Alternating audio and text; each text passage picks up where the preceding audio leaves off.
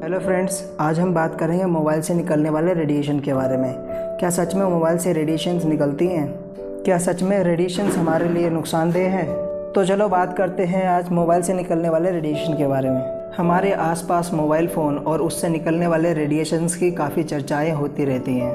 और चर्चे हो भी क्यों ना, जिससे रेडिएशन निकलती है और उसी को हम अपने पास लेकर घूमते रहते हैं और उसी को कान से लगाकर हम आपस में बातें करते रहते हैं। और हमने ये भी सुना है कि रेडिएशन से कैंसर होता है। जाहिर है, डर तो लगेगा ही।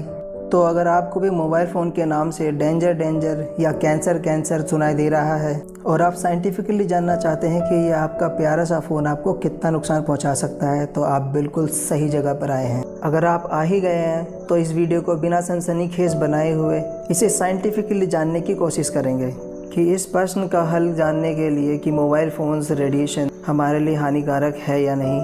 तो आइए हम जानते हैं कि हमारे मोबाइल फ़ोन से रेडिएशन निकल कहाँ से रही है। इसके लिए आपको ये जानना पड़ेगा कि मोबाइल फ़ोन्स कैसे काम करते हैं। जब भी आप अपने फ़ोन से किसी से बात कर रहे होते हैं, किसी को मैसेज भेजते हैं, तो आपका फ़ोन आपकी आवाज़ आपके मैसेज को इलेक्ट्रिक सिग्नल में कन्वर्ट कर देता है। जाहिर सी बात है कि इलेक्ट्रिक सिग्नल हमें दिखाई नहीं देता, लेकिन फिर यह सिग्नल आपके फ़ोन से निकलकर नज़दीक के सेलफोन टावर तक जाता है, जहां से ये आपके दोस्त के नज़दीक के टावर सेल तक जाएगा।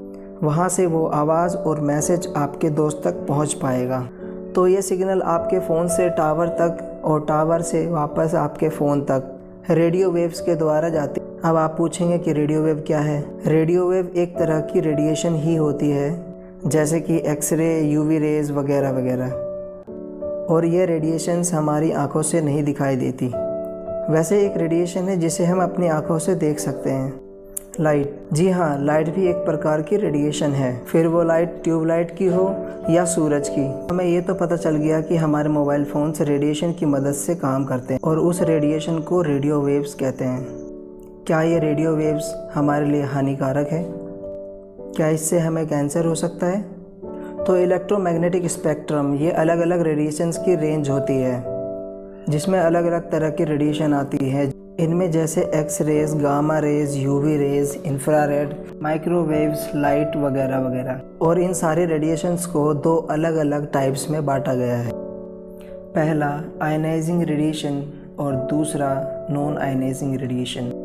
तो जो रेडिएशन वो आपके सेल में मौजूद डीएनए को डैमेज कर सकती है, आपको नुकसान पहुंचा सकती है, और इनको आयनाइजिंग रेडिएशन कहते हैं। तो यही कैंसर पैदा करने वाली रेडिएशंस होती हैं, जैसे कि X rays, UV rays, gamma rays वगैरह वगैरह। दूसरी तरफ वो रेडिएशन जो कम एनर्जी की होती हैं, जो आपके सेल्स के डीएनए को डैमेज नहीं कर सकती है, उन्हें नॉन आयनाइजिंग रेडिएशन कहते हैं।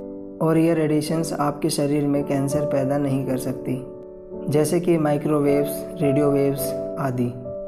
यानी कि ये फ़ोन से निकलने वाली रेडियो वेव इतनी स्ट्रॉन्ग नहीं होती है कि ये आपके शरीर में कैंसर पैदा कर दें, क्योंकि आजकल के टाइम में फ़ोन का इस्तेमाल इतना बढ़ गया है कि हानिकारक होने का डर बना ही रहता है। तो इसीलिए कई सारी रिसर्च मोबाइल फ़ोन और कैंसर होने पर भी किया गया है, पर कोई भी स्टडी ये प्रूव नहीं कर पाई है कि मोबाइल फ़ोन के रेडिएशन से कैंसर हो सकता है। चलो कोई नहीं, अगर इससे कोई आपको, पर क्या पता कि इससे कोई और नुकसान हो। इसके लिए भी वैज्ञानिकों की रिसर्च चल रही है। जो एक डर मोबाइल फ़ोन से बना रहता है वो है हमारे टिश्यूज़ का गर्म हो जाना। ये रेडियो वेव्स माइक्रोवेव्स की तरह ही होती हैं, पर इनके पास कम एनर्जी होती हैं।